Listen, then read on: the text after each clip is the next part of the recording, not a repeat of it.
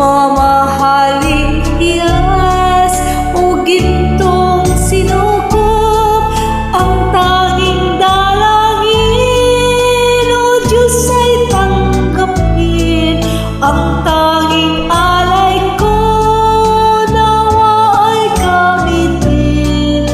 Ito lamang Ama, wala nang iba pa akong hinihiling. Di ko akalain na ako ay bibigyang pansin. Ang taong tulad ko di dapat mahalin.